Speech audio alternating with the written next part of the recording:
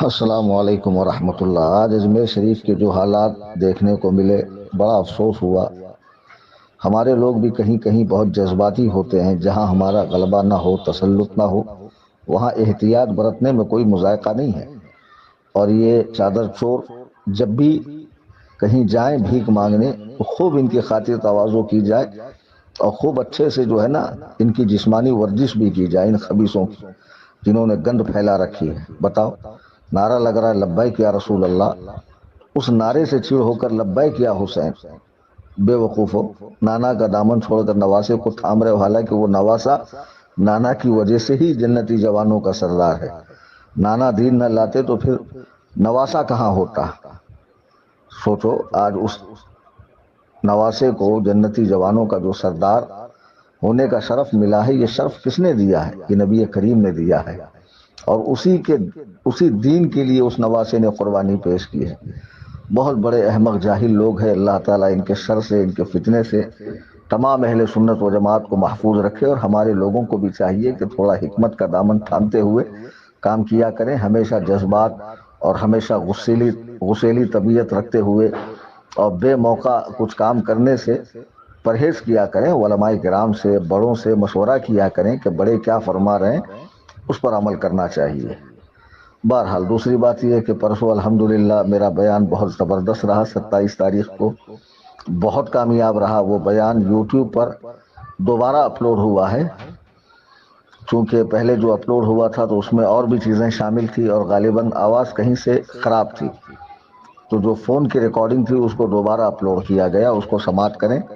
اور ایک بات کا بڑا افسوس ہے کہ مجھے 9 بجے اسٹیج پہ لے جایا گیا، جبکہ میں 8:30 بجے ہی وہاں پہنچ گیا تھا۔ کل 6 گاڑیاں لے کر میں گیا تھا، اور 2 عدد بائک بھی تھی۔ ایک کار ہماری پیچھے سے آئی تھی۔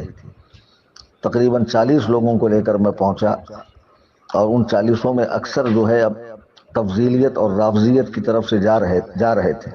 الحمدللہ بیان سن کر ایک دم متسلب ہو گئے، پکے ہو گئے، رابطے میں آ گئے، اب فون پر اور میسج میں مسائل بھی پوچھ رہے ہیں، ملاقات بھی کر رہے ہیں۔ تو میرا منشا ایک ہی تھا، بھلے مجھے کچھ ملے نہ ملے، جیب سے پیسہ ڈالنا پڑے، ان بچوں کی اصلاح ہو جائے۔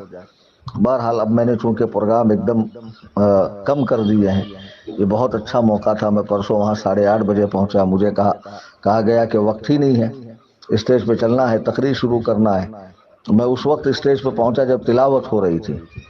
1.5 گھنٹہ مجھے بٹھا کر رکھا گیا، اور جیسے ہی میری باری آئی، آدھے گھنٹے کے بعد چٹھیاں آنے لگی، وقت ختم ہو رہا ہے، وقت ختم ہو رہا ہے۔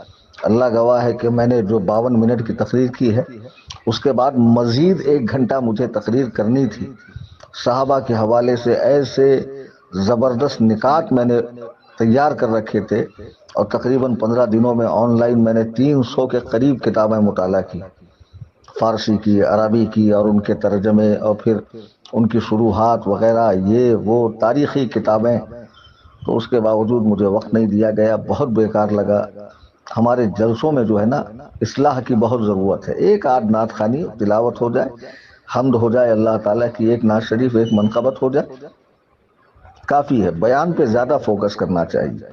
بیان سے دلیل ملے گی، لوگوں کا ایمان و عقیدہ مضبوط ہوگا، اعتراضات کے جوابات ملیں گے، سوالات کے جوابات ملیں گے، لوگوں کی تشنگی بجھیں گی، تشفی ہوں گی۔ بیان سن کر ایمان و عقیدے میں نکھار پیدا ہوگا۔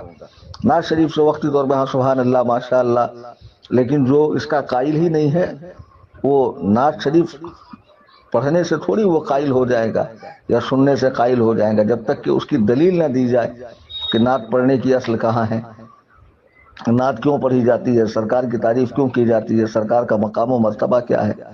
بہرحال مجھے بہت برا محسوس ہوا، اور لوگوں نے بھی یہ محسوس کیا۔ اتنا بڑا مجمع تھا ماشاءاللہ، تا حد نگاہ مجمع تھا، اور لوگ خواہش کر رہے تھے کہ میں زیادہ سے زیادہ بولوں، لیکن 52 منٹ سے زیادہ میں نہیں بول پایا۔ اور بالکل نئی طرز کا بیان ہے، جن حضرات نے اب تک نہ سنا ہو وہ ہمارے یوٹیوب چینل سنی جمیعت الاحناف پر جائیں، بیان